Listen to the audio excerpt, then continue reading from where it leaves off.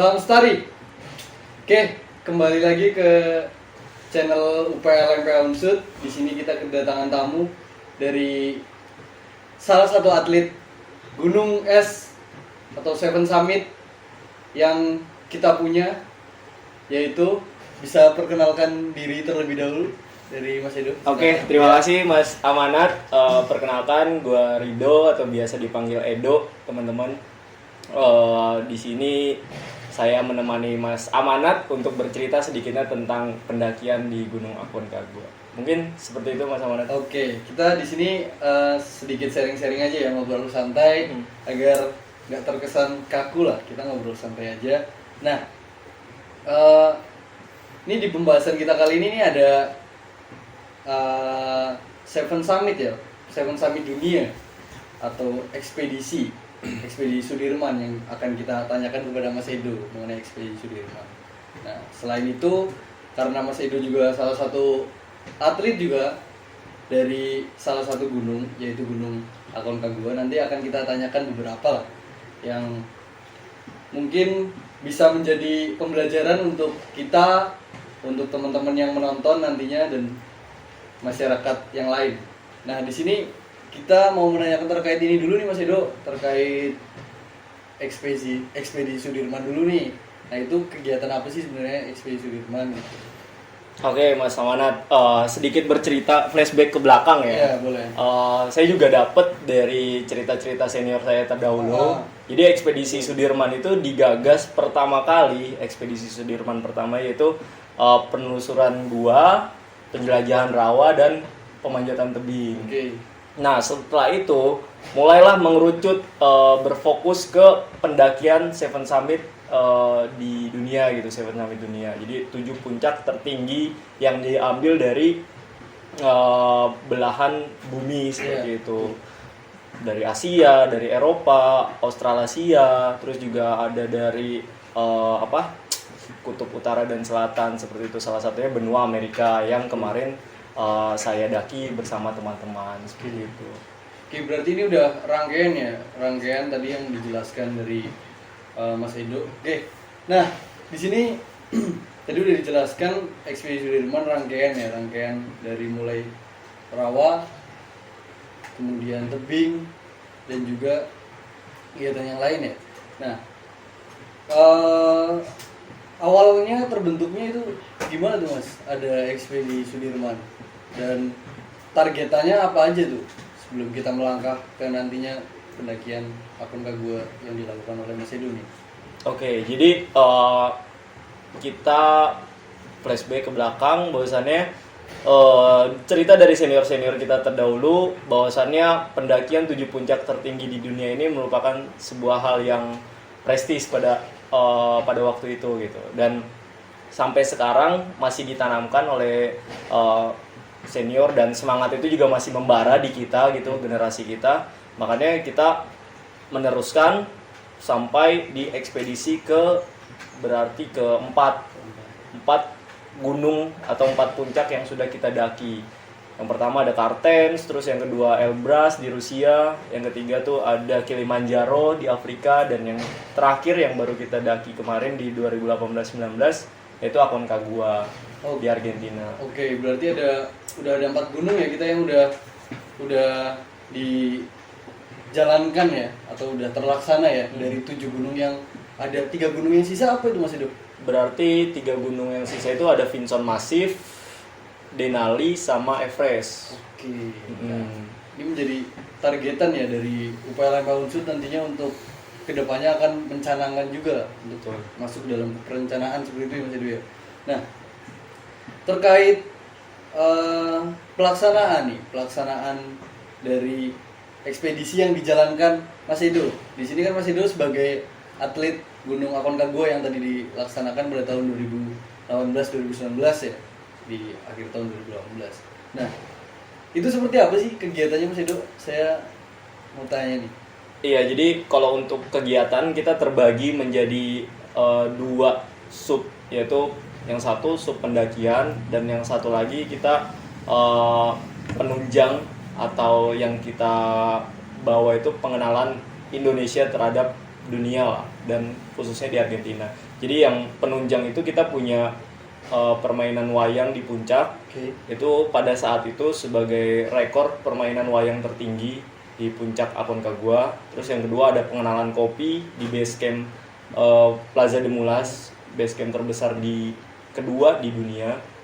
Terus yang ketiga kita ada pengenalan masakan dan pariwisata Indonesia di Kedubes, dengan audiensnya itu masyarakat Argentina dan para kru di Kedubes seperti itu.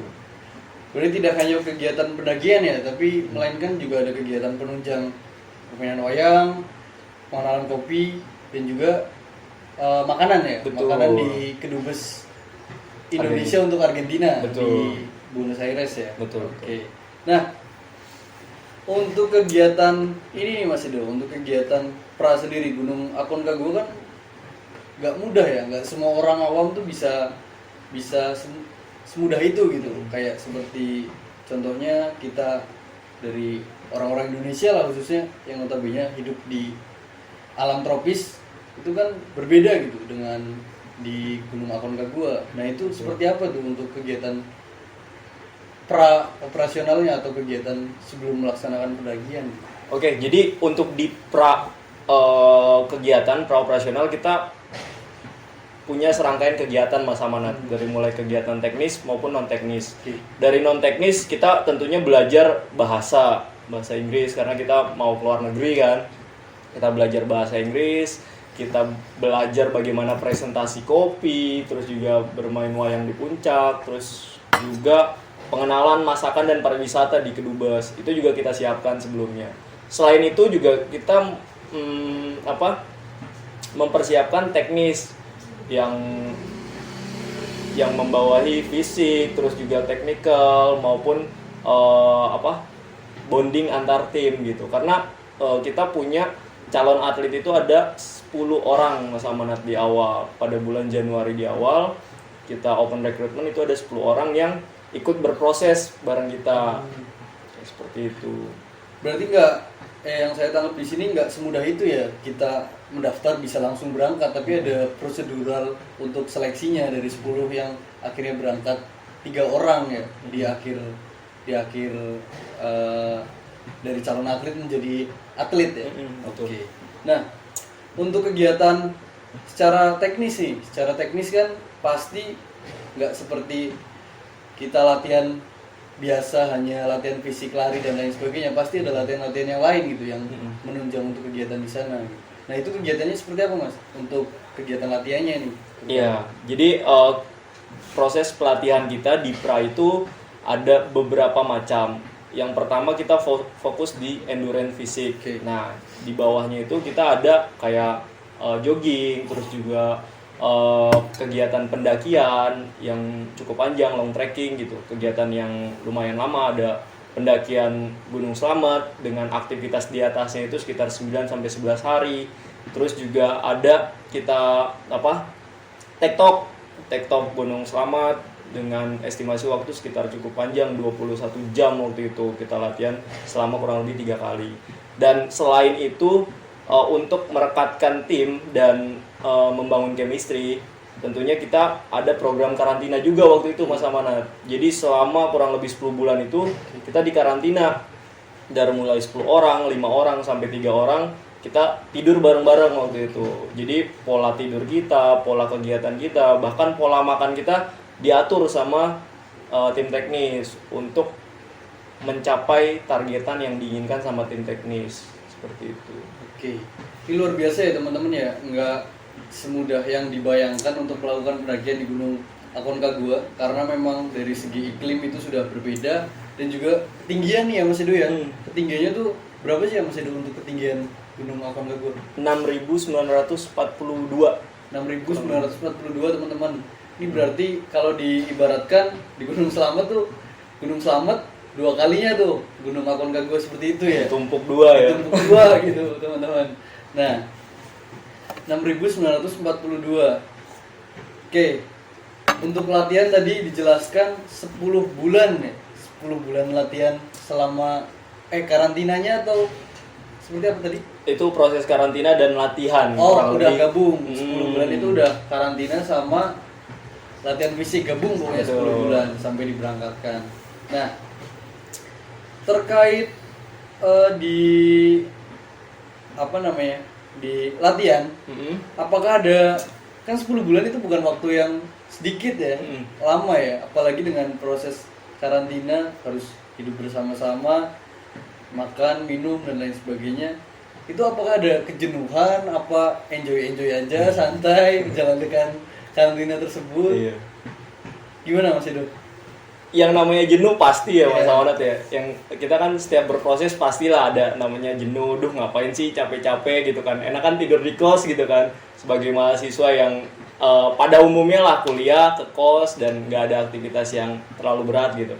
Tapi karena kita udah komitmen untuk mengambil jalan yang sedikit berbeda dari kebanyakan, makanya ya kita isi proses itu dengan apa ya, sebisa kita gitu, dengan hiburan yang bisa kita buat, terus juga mungkin ledekan atau canda tawa yang terus coba kita apa ya, isilah di dalam setiap proses kegiatannya, baik latihan fisik maupun latihan manajerial. Jadi di sana apa ya, pun ada kejenuhan tapi tidak yang begitu, karena kita bisa saling mengisi sih untuk dalam proses itu supaya lebih berwarna lah, nggak yang flat gitu. Oke. Berarti memang dari Mas Edo sendiri nih atau atlet yang lain pasti merasakan kejenuhan itu ya, karena nggak terbiasa dengan kebiasaan karantina dan Betul. latihan yang dilakukan setiap hari. Oke teman-teman, jadi nanti setelah ini kita akan lanjutkan ke sesi tadi di pra operasional ya, nanti kita akan lanjutkan di operasional ya, akan seperti apa. Jadi kita break dulu. Thank you.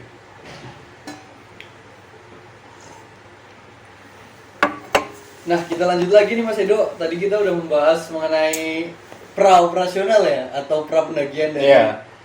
kegiatan ekspedisi Sudirman 7 Gunung Aconcagua. Untuk operasional berapa lama? Operasional total tuh 32 hari. Total 32 hari. 32 hari. Bayangkan Gunung Slamet aja 3 hari 2 malam itu udah lama gitu. Ini 32 hari ini menarik nih. Iya.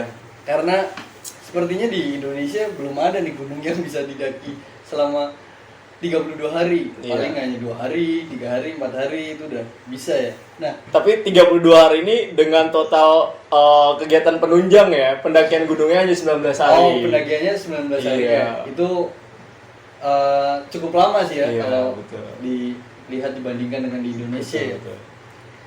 Gimana tuh Mas? Dari pertama tiba di Argentina itu ngapain gitu? Apa langsung melakukan pendakian, apa melakukan apa gitu? Iya. Coba. Jadi yang pertama sih ketika kita pemberangkatan kan, kita penerbangan waktu itu cukup lama Mas Awanat. Iya. Itu hampir 2 hari lah kurun waktu. Karena beda jam juga kan. Oke.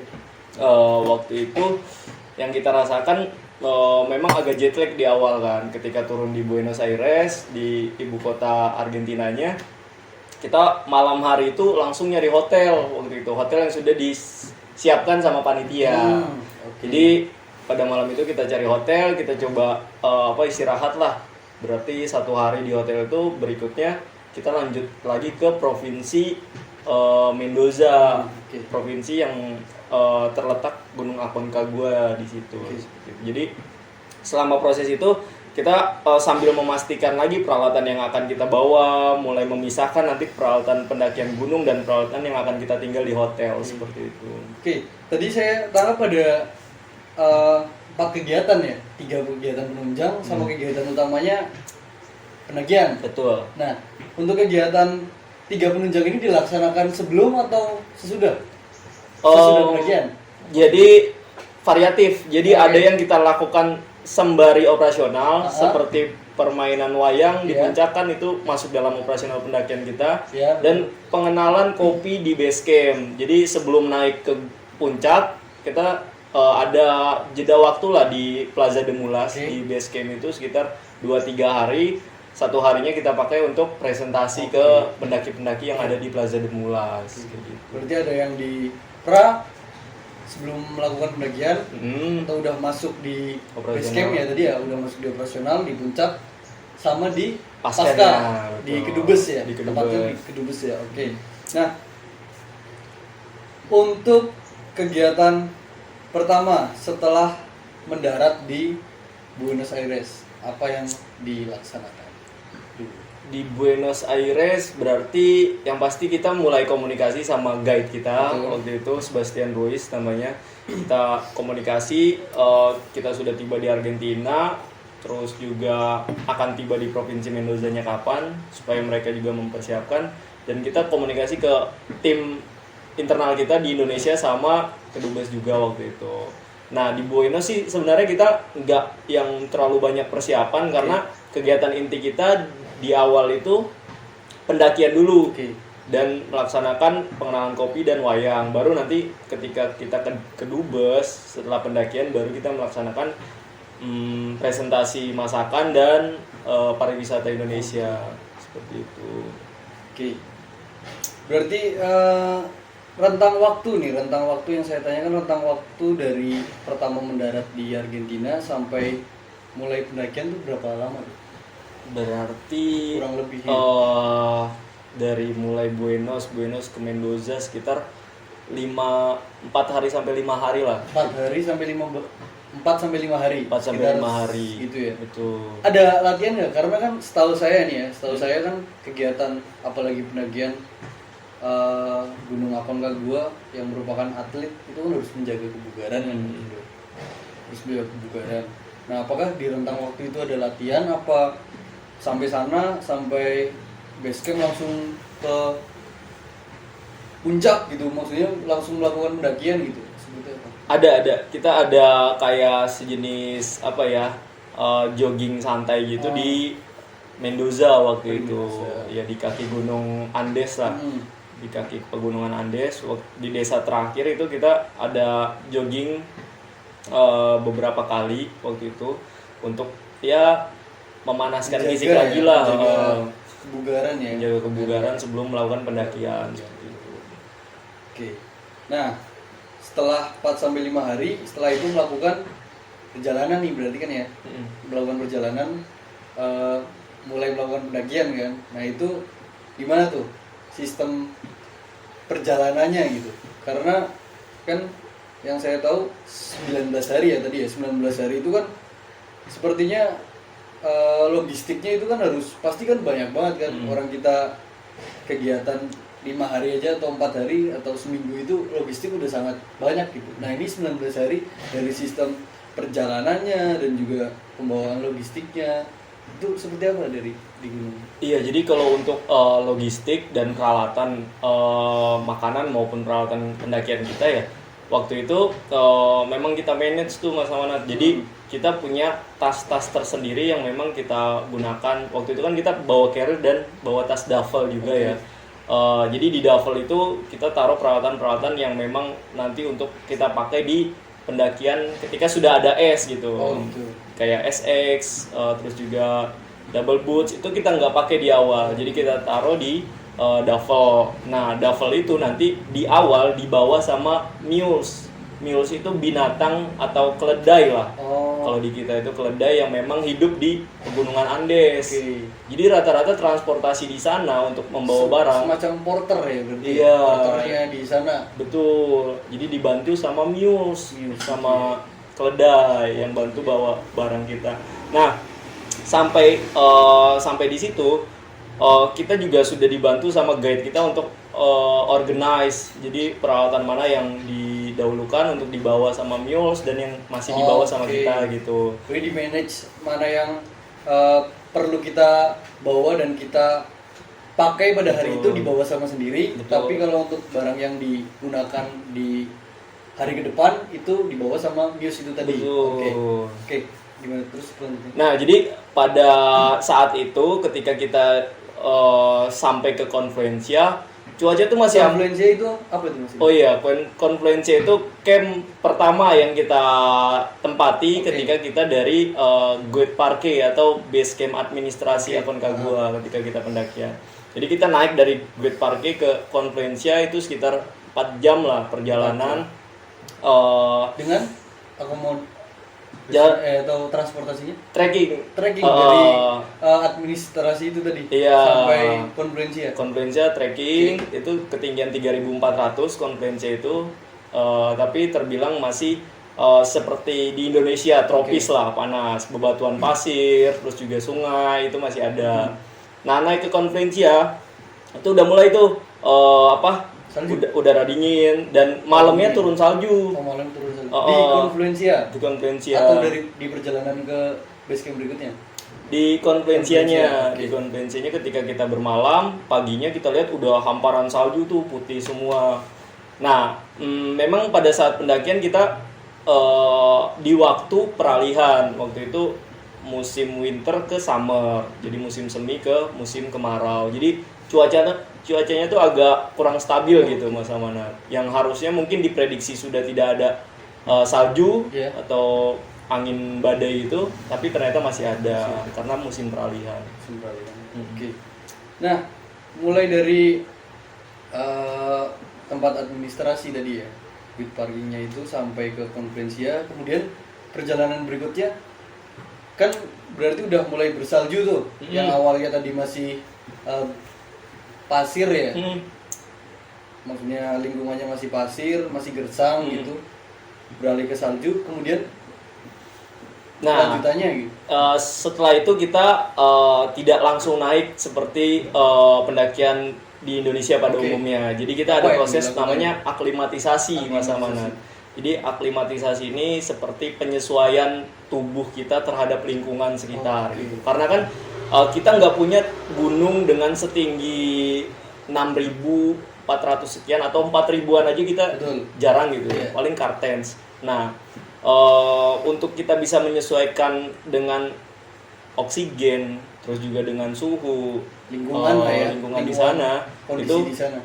Kita perlu namanya aklimatisasi. Jadi proses aklimatisasi ini kita naik, kita berjalan trekking dari Confluencia ke titik di atasnya, misalkan Plaza Francia itu dari titik A ke titik B.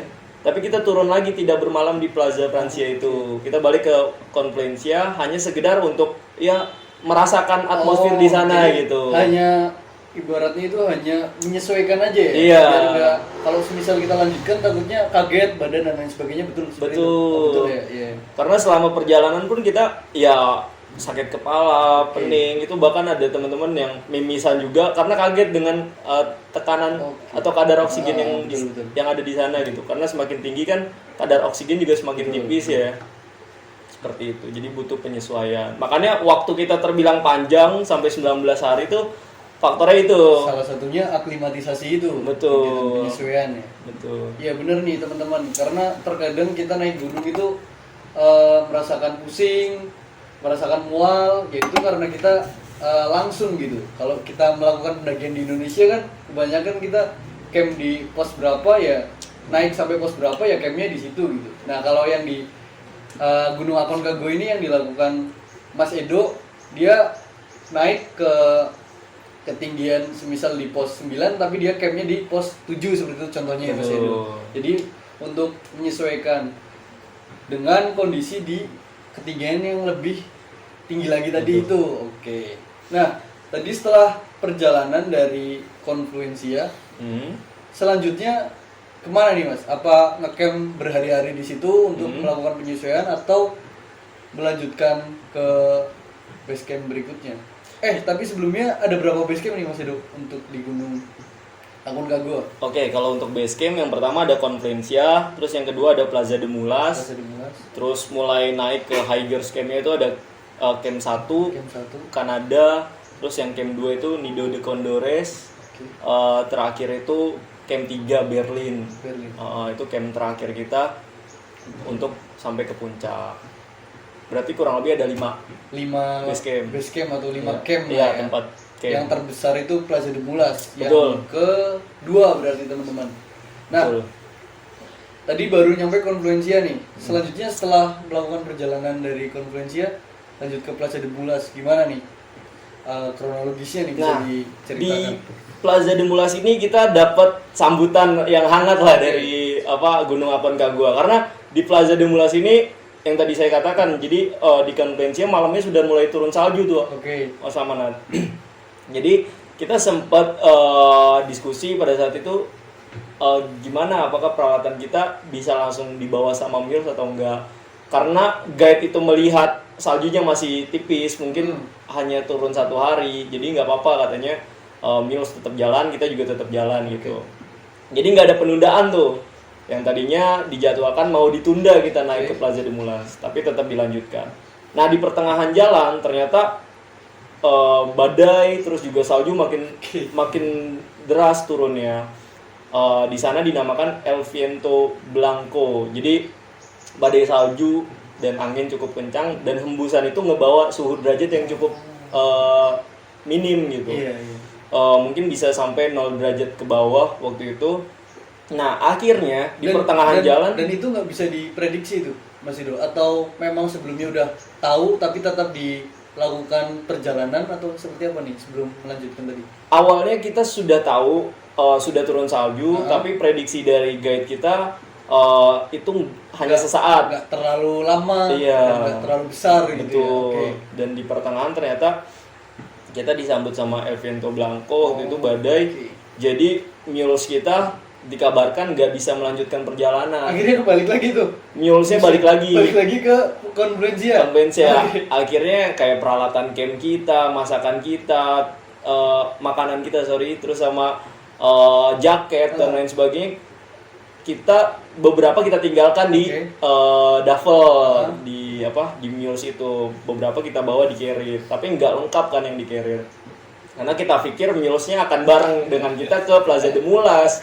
Jadi kita sempat kena prank juga di situ. Jadi kita diskusi ini gimana, mau kita turun lagi ke Konvensia atau kita lanjutkan. Dengan diskusi akhirnya kita coba konfirmasi di sana ada penyewaan alat atau enggak untuk kita tidur lah seenggaknya semalam atau 2 malam Di Plaza de Mulas. Plaza de Mulas ya. Oh berarti ini udah nyampe nih? Belum, Nggak. masih di pertengahan jalan. Oh masih di pertengahan ya. Iya, Oke. Terus. karena proses trekking itu sekitar 6 sampai 8 jam waktu itu. Oke. Konvensia. Konvensia sampai ke Plaza de Mulas. Betul. Oke. Terus. Pertengahan jalan udah kedinginan, terus juga suhu turun, angin kencang kan. Kita nggak bawa jaket yang proper pada saat itu karena kita pikir cuacanya seperti Gate Parkir ke Konvensia gitu. Oke. Terik dan gersang kan. Saljunya hanya saat. Oke, terus sampai perjalanan pertengahan kita dikabari dan kita pastikan di sana ada. Ya udah kita beranikan diri untuk lanjut ke Plaza de Mulas. Oh, ke Plaza de Mulas.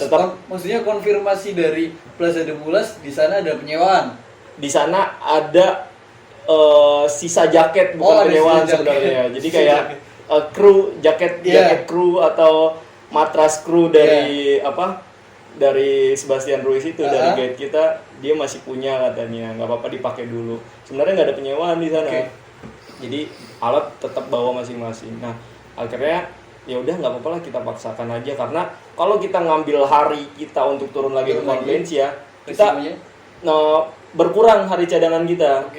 Karena kita nggak ada yang tahu di Plaza de Mulas ke atas itu, Hikers Camp, akan seperti apa cuacanya gitu. Kalau kita udah motong waktu kita di Konvensia, berarti kita makin menipis gitu kan hari cadangan kita. Makanya lebih baik kita ambil resiko lah di awal. Alhamdulillah dengan perjuangan yang lumayan di awal itu nyampe juga kita ke Plaza de Mulas. Yang paling khawatir waktu itu karena kita pakai sarung tangan yang kurang proper, karena seadanya kan sarung tangan kita ada di duffel waktu itu. Kita khawatir frostbite. Frostbite itu seperti kedinginan hingga jari-jari itu menghitam, sarafnya beku gitu. Tapi alhamdulillah masih diberi kelancaran dan keselamatan sama Allah gitu kan. Kita masih bisa sampai ke Plaza de Mulas pada saat itu. Oke, berarti ini pelajaran juga ya Mas Indra tadi ya, untuk masalah cuaca nih. Yang saya tangkap di sini Gunung Aconcagua agak susah diprediksi nih, karena tadi prediksinya kondisinya saljunya nggak terlalu lama dan nggak terlalu besar, tapi ternyata di luar ekspektasi ya. Nah setelah sampai di Plaza de Mulas, sedangkan Muse baru sampai kembali lagi ke Konvensia. Nah itu gimana tuh perjalanan ke camp selanjutnya? Nah, di Plaza Demulas kita juga ada lagi hal-hal seru yang didapatkan di sana karena di Plaza Demulas ternyata kondisi makin memburuk juga. Di atas tuh terlihat salju pada runtuh dikit-dikit gitu kan karena angin kencang di atas juga. Memang cuacanya kurang stabil lah pada saat itu. Nah, akhirnya Mules kita pun tertahan kalau nggak salah 2 malam di Conferencia. Jadi kita 2 malam itu tanpa peralatan yang proper gitu, tenda kita nggak bawa. Kita tidur tuh di ini tenda dapur, anak. Jadi kan ada jadi kayak tenda barak lah ya di sini sebutannya tenda barak.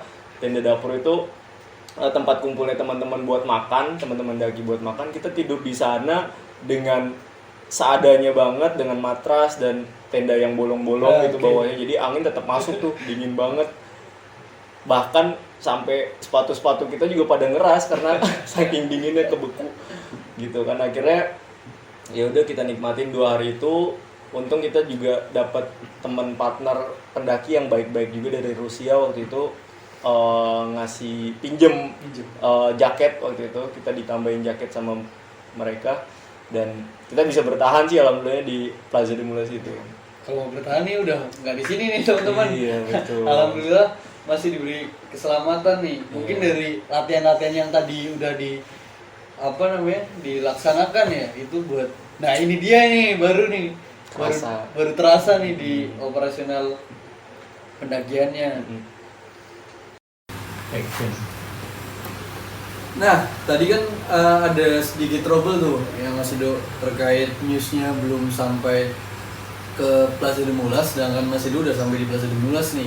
Iya. Nah, kelanjutannya seperti apa itu untuk melanjutkan perjalanan ke camp berikutnya gitu? Ya, jadi 2 hari setelah terkendala, akhirnya Mulesnya sampai, kita normal lagi tuh bisa makan Indomie, bisa makan rendang yang kita bawa, terus juga kita bisa punya camp memang private untuk kita gitu, tenda yang kita bawa. Di Plaza Demulas.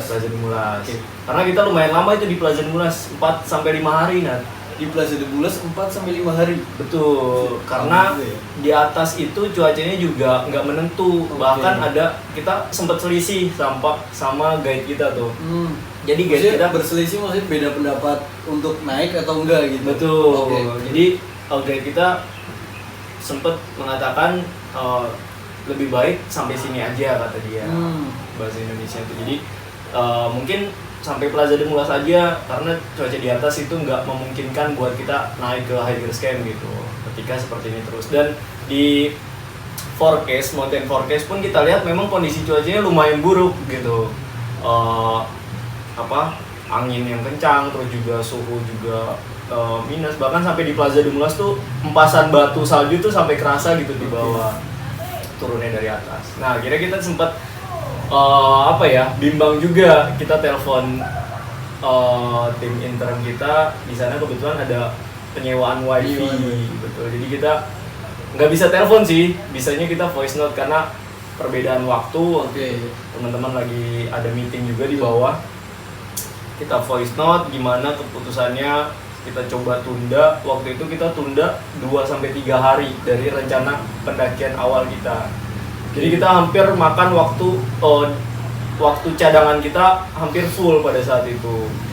Kita makan di Plaza Demulas itu karena melihat mountain forecast-nya akan membaik di 2-3 hari kemudian, seperti itu. Kondisinya baru baik 2-3 hari kemudian. Jadi di situ hanya melakukan apa? Jadi kita aklimatisasi. Kita ke Gunung Bonete, itu ketinggian 5.000 sekian di sebelah, berarti selatan dari Aconcagua. Nah, Gunung Bonete, terus juga kita persiapan packing alat, mulai aklimatisasi juga ke Kanada, ke camp 1 Hikers Camp di Gunung Aconcagua itu.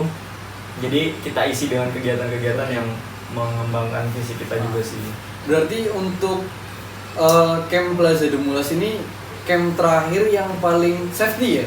Kalau saya tangkap ya, yang paling safety di atas Plaza Demulas itu udah yang rawan-rawan untuk untuk tempat camp itu rawan ya dibandingkan Plaza Demulas. Nah, perjalanan berikutnya nih menuju ke setelah 2-3 hari teman-teman latihan hanya di Plaza de Mulas di Gunung Bonete tadi, itu seperti apa ke Nido Condores dan camp-camp berikutnya? Sama seperti di Confluencia, jadi di Kanada dan Nido de Condores kita menggunakan treatment aklimatisasi juga. Jadi kita naik ke Confluencia untuk naruh sebagian barang kita di sana. Jadi kita tumpuk dengan bebatuan. Nido de Condores Di Kanada, Oh, di camp Kanada, 1. iya. Jadi kita turun lagi hari itu untuk bermalam di Plaza de Mulas lagi.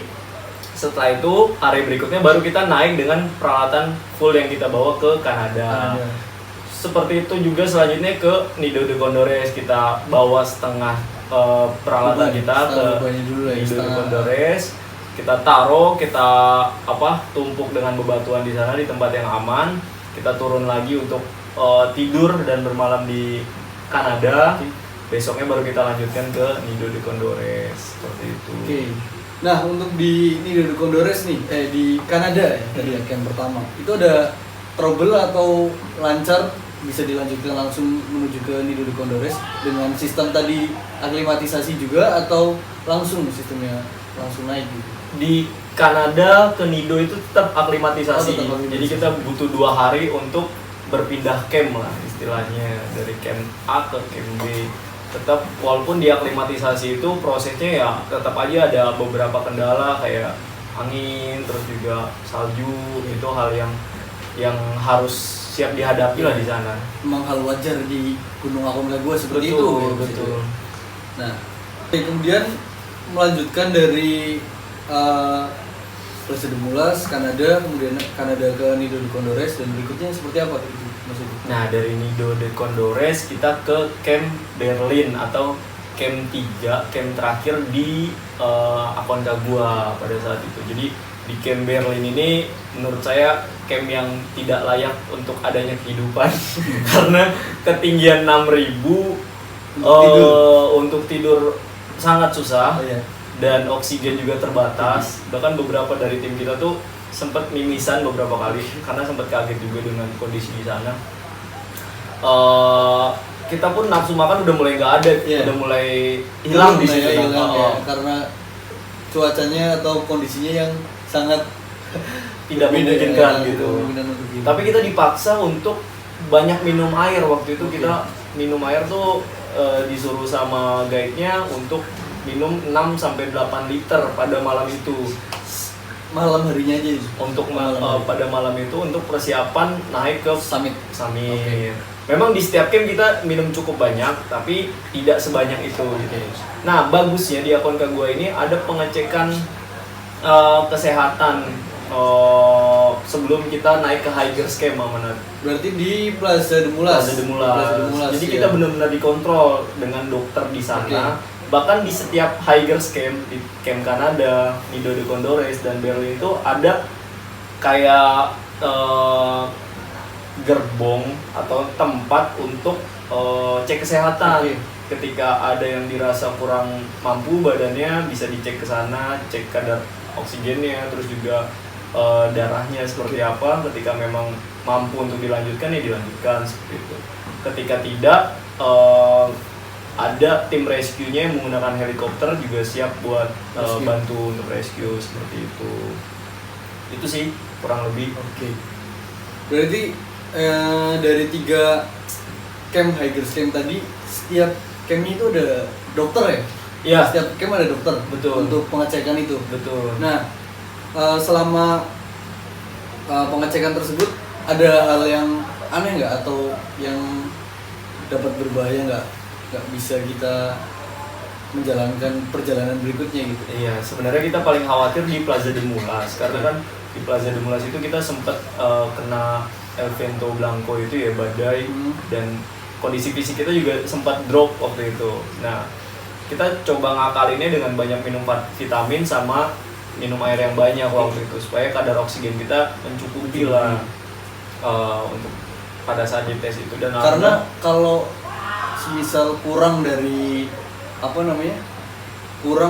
standar pendakian di sana bisa dipulangkan atau nggak boleh untuk melakukan pendakian. Betul. Jadi kita kayak nggak boleh melanjutkan pendakian karena kadar oksigen atau kesehatan kita kurang bagus gitu pada hari itu. Makanya hati-hati sekali, sangat disayangkan ketika kita sudah mempersiapkan begitu panjang, kita gagal hanya perkara kesehatan di camp seperti itu. Oke. Perjalanan berikutnya nih Mas Edo, setelah sampai ini duduk Gondores ya, Iya. atau nyampe camp 3? Berlin. Berlin ya, Berlin. Seperti apa? Menuju ke Berlin kan berarti camp terakhir ya tadi ya, camp terakhir sebelum ke ketinggian 6942 tadi. Betul. 6962 sorry. Iya, 6962. Nah itu seperti apa tuh? Kayaknya ini cukup menguras tenaga ya. Iya, jadi camp di Berlin itu kita hanya semalam. Di Berlin itu kita nggak pakai proses aklimatisasi lagi. Oke. Jadi terakhir kita nge-camp, kita istirahat di situ malam, jam 3 kita bangun pagi. Dan itu pun kita susah banget tidur, kebangun sejam kebangun. Karena kondisi kadar oksigen di sana tipis, jadi tidur pun sesek gitu. Terus akhirnya di jam 3 jam setengah 4 kita bangun, kita mulai makan, pakaian operasional lagi. Jam 4 setengah 5 kita mulai jalan dari Berlin ke cave, terus juga La Canaleta. Jadi di cave itu, di sebelum cave di Traverse itu sempat ada kendala. Jadi Traverse itu kayak apa ya, bongkahan salju bukan? Iya, sejenis bongkahan salju yang sampingnya itu jurang kayak gitu. Jadi hanya satu langkah lah, hanya setapak gitu. Iya, setapak. Dan di situ kondisi ada salah satu tim kita Ningam waktu itu kondisinya mulai kurang fit di situ. Jadi sempat kita ajak ngobrol juga, udah nggak terlalu udah lemas lah gitu, udah lemas, terus juga makan juga udah agak nolak. Nah kita sempat khawatir gitu kan di situ. Terus guide akhirnya mutusin buat tetap lanjut tapi pindah beban waktu itu. Jadi carrier yang dibawa sama Ningam, carriernya kita split ke saya dan ke Miftah waktu itu. Nah Ningam tetap berjalan walaupun dengan bantuan guide waktu itu. Jadi tetap Ningam dikawal sampai di cave. Akhirnya kita istirahat sebentar tuh. Cave tuh jadi kayak tempat gua gitu di sana, tempat yang paling proper lah setidaknya untuk istirahat, karena kan udah sampai di Berlin ke atas tuh miring, datarannya lebih miring semua gitu, lebih menanjak lah ya. Iya, lebih curam, jadi agak susah kita nyari tempat yang benar-benar enak buat istirahat gitu. Cave itu semacam gua yang terbuat dari salju apa emang bongkahan batu? Bongkahan batu. Jadi salju sama bebatuan sudah mulai tipis di situ. Pun ketika kita pakai krampon, kita setengah nginjek batu dan setengah nginjek salju. Makanya waktu pas di situ kita harus hati-hati, kalau nggak bisa tergelincir juga. Krampon ini semacam ini teman-teman, semacam sepatu yang digunakan para pendaki di gunung es, tapi ada ininya ya Mas Edo, tajamnya besinya ya, tapak besi, agar dia bisa mengikat ya ke pasir maupun trek salju gitu. Ini hanya dipakai di gunung-gunung es ya biasanya seperti itu. Betul. Nah, ini perjalanan berikutnya seperti apa nih, kan tadi udah mulai split ban, kondisinya salah satu tim atau Mas Ningam tadi itu udah mulai drop. Iya. Itu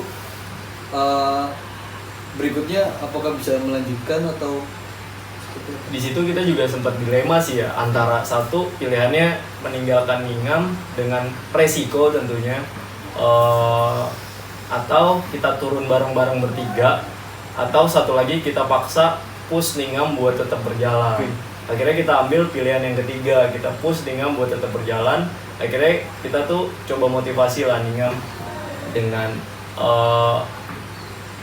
mungkin Ningam juga masih ingat waktu itu. Jadi Ningam saya biarkan waktu itu bawa bendera Indonesia sama panji UPL, supaya Ningam itu punya beban moral di situ untuk tetap bisa sampai puncak. Karena dengan tidak adanya Ningam, kita nggak bisa mengibarkan panji dan bendera Indonesia. Itu salah satu cara dari tim lah ya. Betul. Untuk bisa semuanya sampai di puncak ya. Betul. Dan alhamdulillah dari situ mungkin dengan dukungan doa juga dari teman-teman dan tim di Indonesia, Karena kalau dilihat dari stamina kita, tiga-tiganya sebenarnya nggak hanya ningem sih, tiga-tiganya juga udah mulai turun. Down lah, iya udah mulai turun di situ karena berat banget. Akhirnya bisa kita ngelewatin Lakanaleta dan sampai ke puncak. Ningam juga aman, kondisinya nggak yang begitu parah dan kita bisa main wayang di sana juga. Oke, jadi teman-teman dari tim atlet Ekspedisi Sudirman 7 ini bisa sampai semuanya walaupun dengan kondisi yang cukup ada beberapa yang sakit, ada beberapa yang drop kondisinya, tapi semuanya bisa summit dengan cara yang sudah ditentukan gitu dari ketua tim maupun dari keseluruhan tim. Nah, setelah sampai di puncak nih Mas Edo, perasaannya seperti apa gitu, atau karena sangat sulit kan menjalani dari pra sampai puncaknya itu. Iya. Kita bertiga yang pasti merasa bersyukur banget ya dengan bisa kita mencapai ke puncak, terus juga bisa bawa Panji Unsur, Panji UPL, terus juga Indonesia, bahkan kita main wayang di sana juga. Walaupun kendala nggak berhenti sampai di situ, ketika kita turun pun kita masih ketemu kendala. Kita Miftah sempat tergelincir juga, saya juga sempat jatuh karena udah mulai hilang fokus sih. Energi udah kita kerahkan semua ke summit tadi ya. Ke summit, betul. Akhirnya di Lakanaleta itu yang cukup curam, kita sempat jatuh tuh beberapa kali, dan yang paling lumayan parah Miftah sempat tergelincir lumayan jauh lah. Tapi alhamdulillahnya dia bisa stop gitu, berhenti. Mungkin kalau nggak bisa berhenti itu nggak tahu kemana itu ya. Kemana gitu, itu juga bahaya sih. Makanya sebenarnya turun pun juga perjuangan sih waktu itu. Karena stamina udah drop dan kita sampai camp itu malam kayaknya. Malam jam 7. Cuma matahari masih ada di sana. Camp berapa ya? Camp 3 Berlin. Oh, sampai di Berlin. Iya. Berarti beberapa barang ada yang ditinggalkan di Berlin. Betul. Kita hanya bawa seperlunya aja. Berarti nyampe puncak pada saat itu juga perjalanan tadi berapa jam? Dari jam setengah 4, jam 4 pagi. Jam 4 sampai jam 7. 2. Oh iya, jam 2 sampai puncaknya dulu sampai puncak jam 2 kurang. Jam 13.58 kalau nggak salah. 13.58. Terus sampai Berlin lagi itu di jam setengah 7, jam 7. Setengah 7, jam 7. Iya, malam. Oke, berarti sekitar kurang lebih 16 jam ya total keseluruhan ya. Iya, 16 jam dari camp 3 sampai camp 3 lagi kan. Betul. Camp 3 summit turun ke camp 3 ya. Betul. Oke, 16 jam. Di puncak berapa lama, Mas? Di puncak paling nggak sampai 15 menit kayaknya. Semua kita yang paling urgent kan ngubungin teman-teman di Indo. Betul. Kita udah summit, kita main wayang, ngibarin bendera udah sih, karena kondisi di puncak kita udah terlalu sore juga, dan itu kalau kita nggak nyampe jam 2 kita harus turun dimanapun kita berada. Jadi makanya itu alhamdulillahnya kita dikasih waktu juga. Waktu itu sampai jam 13.58 kita nyampe, dan kita harus segera turun karena cuaca udah makin buruk waktu itu. Oke. Kemudian berikutnya sampai di camp 3, apakah melakukan camp lagi apa melakukan perjalanan langsung ke bawah? Kita tidur semalam dulu di Berlin. Di Berlin. Okay. Kita tidur semalam dulu, capek banget waktu itu, kondisi juga udah lemah, letih lusuh. Akhirnya 3L. Iya, akhirnya kita mulai nyiapin besoknya. Bahkan waktu itu pun kita ngabarin ketika di Berlin. Ngabarin teman-teman, karena di atas di puncak tuh kita nggak dapet sinyal untuk komunikasi. Okay. Jadi kita ngabarin tuh ketika kita udah di Berlin. Makanya teman-teman di Indo tuh sempat khawatir, yang kita targetkan harusnya udah sampai puncak kok belum ada kabar. Dan kita udah tidur dulu bahkan itu di Berlin. Jadi lama banget. Saking capeknya kita udah nggak. Ya kita masih mikirin sih, cuma sinyal tuh susah banget waktu itu. Kondisi cuacanya juga lumayan buruk kan. Akhirnya setelah berapa jam 16 jam sampai 20 jam tuh kita nunggu sinyalnya dapet, akhirnya kita baru kabarin tuh, makanya Di Camp Berlin. Camp Berlin ketika kita selesai nyampe, kita kabarin teman-teman kalau kita udah nyampe puncak dan kita udah di Berlin lagi sekarang ya.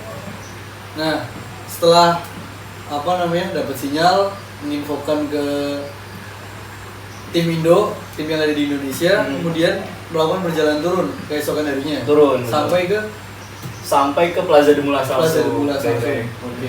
Dalam rentang waktu berapa lama kira-kira? Cepet itu, paling kita cleaning yang di Nido de Condores sama di Kanada, karena beberapa ada kita tinggal barang dan yang ditinggal, kotoran juga. Waktu itu kita bawa semua, kita cleaning. Prosesnya kurang dari setengah hari lah waktu itu sampai Plaza de Mulas. Iya, 8 jaman kita udah nyampe Plaza de Mulas. Istirahat di Plaza de Mulas, baru langsung turun lagi ke desa terakhir. Oh, desa terakhir. Langsung ke desa terakhir Mendoza itu. Oh, Oke, berarti 2 hari. Untuk perjalanan turun yang saya tangkap di sini hanya dari puncak ke Berlin itu yang agak susah ya. Namun untuk perjalanan berikutnya, karena mungkin udah istirahat juga kan, setelah kemarinnya perjalanan yang cukup panjang, bisa lebih enjoy lah, lebih santai, lebih enak untuk perjalanan. Oke, kita lanjut. Setelah tadi sampai di Mendoza, sampai ke Mendoza, apa yang dilakukan sampai mungkin di ibu kotanya lagi, terus balik lagi ke Indonesia? Ya, jadi kita balik dulu ke Buenos Aires waktu itu, ke ibu kota Argentina, karena kita ada satu acara lagi di sana untuk ngenalin makanan kita sama pariwisata. Nah, di sana pun juga nggak berjalan mulus karena masyarakat yang mau kita undang itu ternyata lagi pada berlibur ke luar kota, bahkan luar negeri gitu. Akhirnya kita nunda waktu lagi, kita cari waktu yang tepat lagi, sampai alhamdulillah bisa terlaksana juga itu proses acara pengenalan itu, walaupun dicampur dengan tim kedubes. Sempat tertunda. Betul. Sampai mengundurkan waktu, perjalanan pulang juga terganggu loh.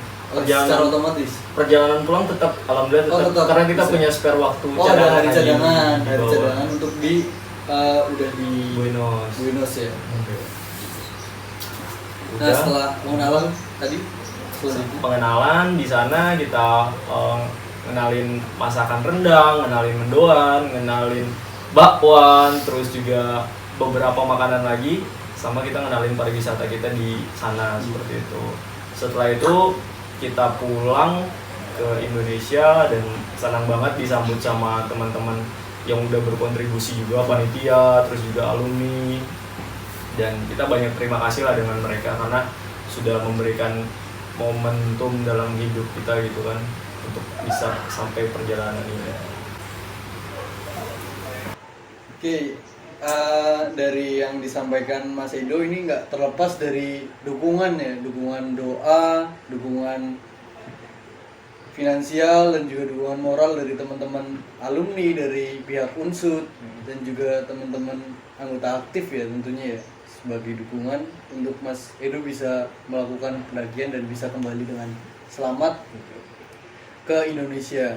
Nah, pasca sampai di Jakarta ya, pada saat itu turun di Jakarta ya Mas Edo? Turun di Jakarta, landing dari sana ke Jakarta. Nah, itu apa kegiatan apa selanjutnya pasca?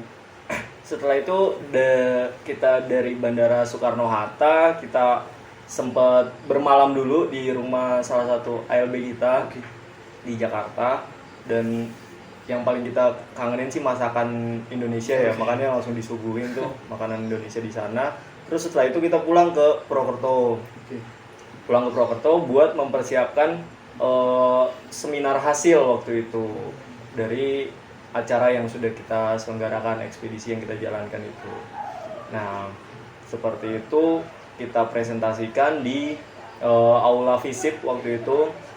Kita undang juga sponsor-sponsor kita, terus juga rektorat, serta alumni yang sudah support kita waktu itu, supaya bisa merasakan atmosfer keberhasilan yang sudah kita gapai gitu di puncak keempat dari Seven Summit yang kita targetkan gitu kan. Nah, alhamdulillah proses itu berjalan lancar dan juga kita membuat laporan waktu itu, laporan kegiatan dan rilis untuk media, untuk koran, terus juga radio dan lain sebagainya untuk bisa kita sebarluaskan event yang sudah kita jalankan dan tentunya sebagai pertanggungjawaban kita ke sponsor-sponsor kita juga. Jadi sudah berhasil ya dari Mas Edo, sampai dari dari operasional sampai tadi terakhir di paskanya melakukan seminar hasil ya. Betul. Seminar hasil yang ditujukan untuk hanya internal atau juga dengan kepada umum gitu, ke mapala lain juga? Itu umum jadi ya? untuk mapala lain, untuk sponsor, untuk teman-teman rektorat, terus juga mahasiswa unsur itu terbuka untuk umum. Kita gelar acara itu sih. Dan ditutup dengan laporan pertanggungjawaban. Betul. Laporan pertanggungjawaban untuk sebagai bukti juga ya Mas ya, bukti untuk bahwa telah melakukan kegiatan pendakian Gunung Aconcagua. Oke. Nah, terakhir nih Mas Edo, mungkin dari perjalanan Mas Edo selama melakukan pendakian dari pra sampai pasca, apa nih, ada pesan atau kesan dari kegiatan tersebut gitu? Iya. Untuk teman-teman nih nonton. Tentunya sih pertama kita mengucapkan terima kasih banyak buat abang sama mbak kita ALB UPL dan dukungan dari Rektorat Unsud juga serta sponsor-sponsor kita yang waktu itu mendukung penuh kegiatan kita.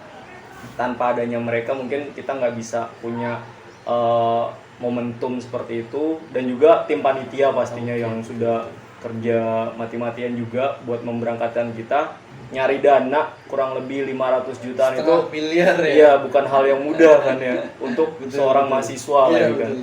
Bahkan waktu itu sempat dikatakan sebagai kepanitiaan mahal juga di Universitas Jenderal Sudirman seperti itu. Nah, jadi untuk teman-teman generasi selanjutnya harapannya sih nggak patah semangat buat mencapai mimpi Seven Summit ataupun untuk menggelar ekspedisi-ekspedisi lainnya gitu.